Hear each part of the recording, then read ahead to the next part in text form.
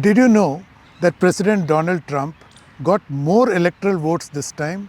He improved on his 2016 record where he won 306 electoral votes to 312 electoral votes this time.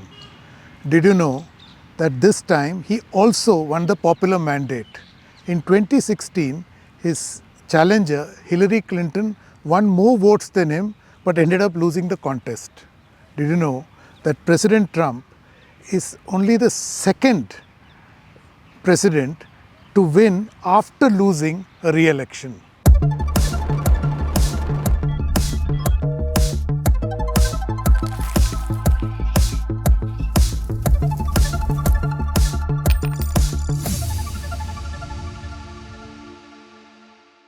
Last week, the United States, the most powerful country in the world, elected a new president. Contrary to what pollsters had projected, the outcome was one-sided. Not only did President Donald Trump improve on his 2016 record by winning 312 electoral votes, the Republican Party managed to reclaim the Senate and is in the lead for the control of the House too. The obvious question is, what does President Trump do with this abundance of social capital? Will his second stint in the White House become another essay in chaos? To answer this and more, I spoke to Ajay Bisaria. He is the former Indian High Commissioner to Canada, an accomplished diplomat who has also served a stint in the Prime Minister's office. Before we take a dive into our conversation with Ajay, here is a quick primer on why the election of the US President matters to the rest of the world. That Donald Trump will become the 47th President of the United States. Donald Trump made history once again with his victory in the United States presidential election. His return to power raised some eyebrows not only in America but around the world. But why does this election matter to every country, every citizen, everywhere?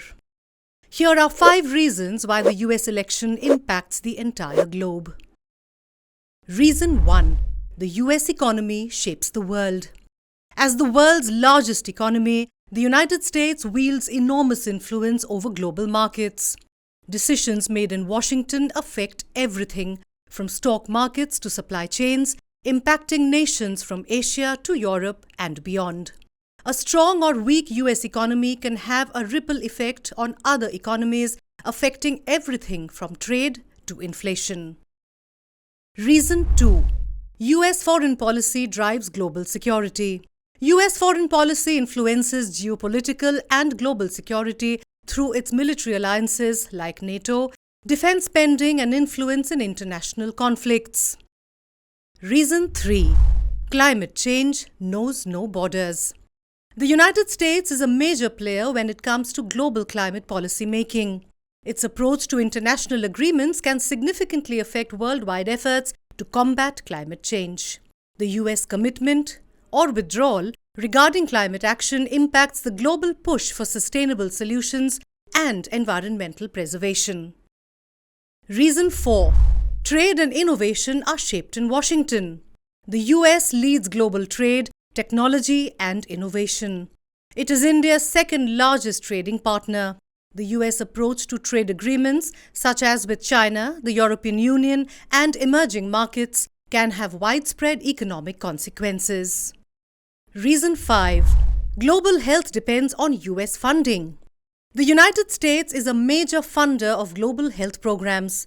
Presidential decisions on funding for organizations like the WHO and initiatives against diseases such as HIV/AIDS and malaria impact public health worldwide. From global security to health, trade, and climate policy, the US president holds the power to shape the world. When the US votes, the world takes note. I began by asking Ajay, what would President Trump do with the abundant social capital that he earned in the just concluded elections? He has a decisive mandate. If you look at the popular vote, it's still not an overwhelming majority. So The Democrats are consoling themselves and saying it's still 51-49. It's not a landslide as the Republicans are claiming. But I think it's a decisive mandate. And also, I think we need to remember when we assess this moving target of Trump that it is also going to be his legacy term. So he will be thinking mandate and he will be thinking legacy. And from what we know, it is America first and making America great again. So within that, what he would draw from the mandate, I think, is that what was agitating the voters was inflation and jobs, and state of the economy in terms of the inflation people felt, and the kind of immigration which was in their assessment stealing jobs. So I think we can expect aggressive economic policy in these areas. We can expect escalating tariffs. We can expect very stringent immigration policies, and perhaps a protectionist foreign policy, and a series of economic measures which will be largely deregulatory, but also focused on growth. Ajay, I'll take up from where you left off on a protectionist foreign policy. How does this translate in terms of global priorities? Keep, in fact, there are two factors we need to keep in mind. One, the world is a far more dangerous place today than when Trump took over in 2016. Second, the power of America to influence global events, whether it's West Asia or Ukraine, it's on the wane. So, given this backdrop, what will be President Trump's global priorities? I think one factor that we often miss is that in terms of domestic policies, the US system has a lot of very robust checks and balances. So there are multiple guardrails. But in global policy, Trump can be that bull in the China shop because, there aren't too many guardrails. He can do pretty much what he likes in terms of rolling out policy. At least it'll also, of course, depend on what's happening in the rest of the world. So I think it will be a sort of agenda defined by America first, which means prioritizing domestic interests over international commitments, real and perceived. And what that would translate into is that policy statement that we have so far, that there would be a 60% across the board tariff on import of Chinese goods, and 10% on the import on global tariffs. But at the same time, there would be a domestic economic management issue because inflation had been a major concern, and what the economists are telling us, that 10% global tariffs translates into imported inflation of 3% extra inflation points for that kind of global tariff. So I think there will be a sort of balancing acts in global economic policy, at least in terms of its impact in domestic policy and the kind of domestic regulation or laws that would need to be in place to implement that policy. But I think the more important point in economic policy would be an attempt at friend-shoring, at near-shoring of manufacturing jobs. So trying to get them from China to, say, Canada and Mexico, but also trying to get them in the Asian region with friends, and hopefully that would include India. So I think there could be a global economic policy of that nature that might roll out. But the on the geopolitical side, of course, is the dealing with the two major conflicts, both in Ukraine and Gaza. I think all statements point to him prioritizing the Ukraine war, trying to end that much earlier. But I have a feeling he would also want to end the Middle East and Gaza conflict. Although in terms of sequencing, I think that would happen second.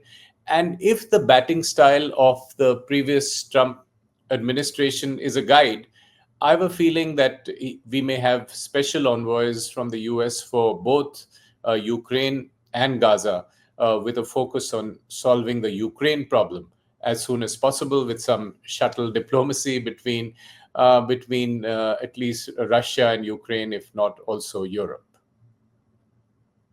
Yeah, why do you think Trump would be successful in mediating, say, in the Russia Ukraine conflict, where Joe Biden has rather failed in comparison? Because I think Trump has the levers and the US has the levers, because the moment the US policy becomes that they will not support the war in terms of the funding of armaments and supply of armaments to Ukraine, it just reduces Ukraine's resilience and ability to fight Putin.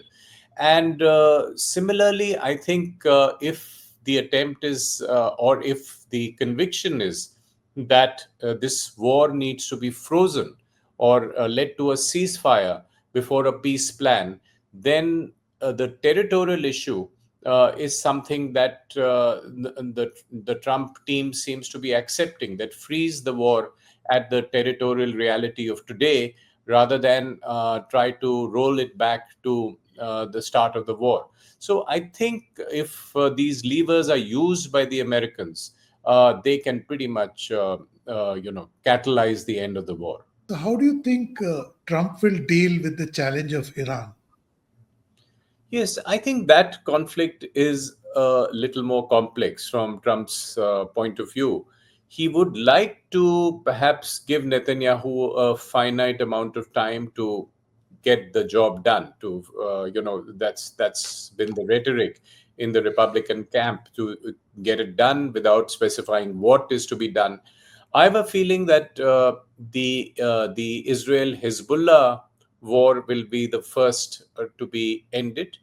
um, Israel will be given a free hand for Gaza, because there, I think Netanyahu's feelings run strong.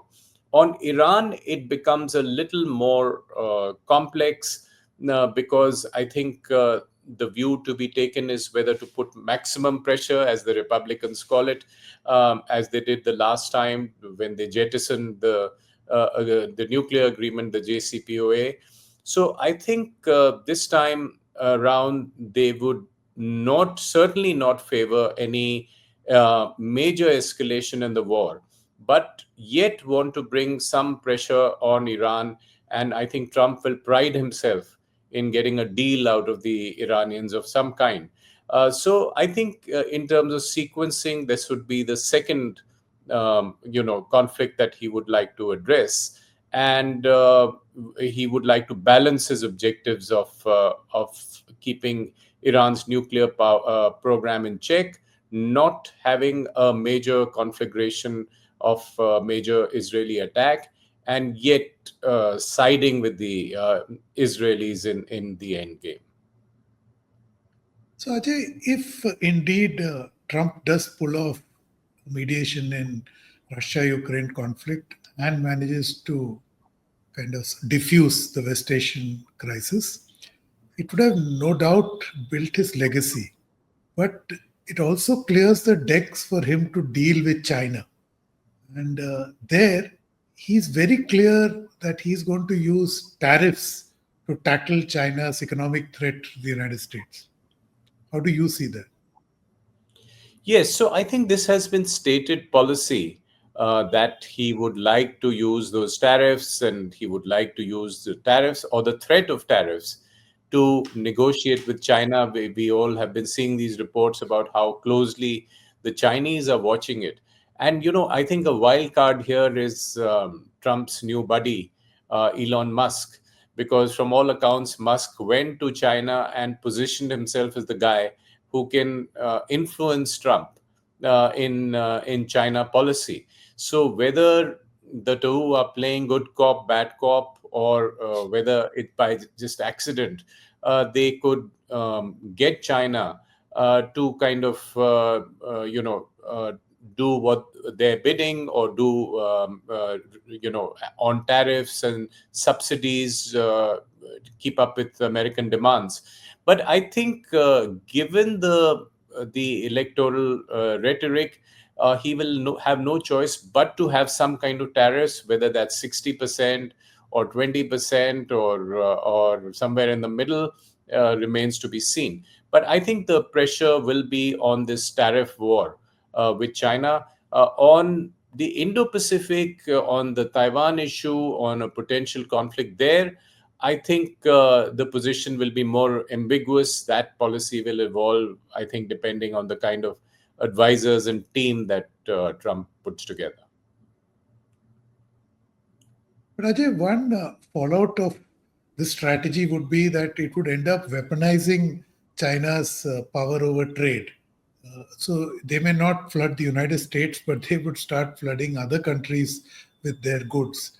India would be a primary target. So how does the rest of the world deal with this situation if indeed Trump follows through his promise on tariffs?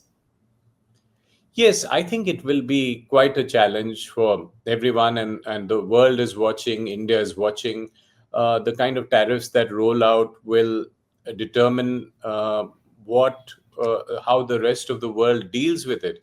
And I think we are also dealing with a China which at the moment is weakened economically as well. So China would also be taking a set of decisions to pull up its own economy, and so it's going to be complex. But I think the first move belongs to Trump on what he does, whether he enters into a sort of negotiation with the Chinese before he takes any unilateral measures, or whether he starts with a bang with some across the board tariffs of 60%, where the rest of the world then tries to make sense of it and tries to react to it. So Ajay, that's a nice segue into the obvious question: how do US-India relations go from here? The Joe Biden presidency record is mixed. We have had both hot and cold from the admin. So, but President Trump and Prime Minister Modi claim to be personal friends. So, do you see a fresh start to India-US relations? Well, fortunately, we have 4 years of a Trump presidency to go by, even though that is not the best predictor of the future, but given his volatility. But I think it's safe to assume that the trajectory of India-US relations will continue to be upwards, as it has been since 2000, whether it's Democrats or Republicans. But I see one irritant in terms of the transactional relationship that may or may not materialize between the two countries revolves around Elon Musk. There are two issues that Musk is lobbying with India. One is, of course, Tesla on the deal that he wants lower tariffs than what has been offered. Second is the Starlink, which again has run into the Indian diffidence on it. But given his influence in this government of Donald Trump, do you see this becoming a possible deal breaker going forward? I would definitely say that's a challenge because, as I said, Elon Musk is now the wild card in this game. And Elon Musk's interests in China are issues that can modulate the China policy. His interest in India could modulate India policy. And I think on both these issues you mentioned, on Starlinks, there would be strong views in the telecom operators in India if he's given certain benefits, and certainly on Tesla and EVs, he would try to get the best deal. So I think there would be negotiation. I won't call them deal breakers, but I would say that these would require tough negotiation. And in India would also have to negotiate hard, give up on certain things, accept certain others, keeping the big picture in view. And I think one of the other things that India would need to do is to cash in on this China advantage. So on this China plus one or just friendshoring, and that the only way to do it is by being the manufacturing destination of choice, to which companies could move if they decide to get out of China. So I think Musk, despite his strong hold on Trump, will not have a free run there. There will be multiple other moving parts to this, which will ensure that Trump would also have to negotiate this. So I think India will have to play it smart and negotiate this with different parts of the Trump administration, which will not be a monolith. There'll be various elements within that group, as there were last time as well.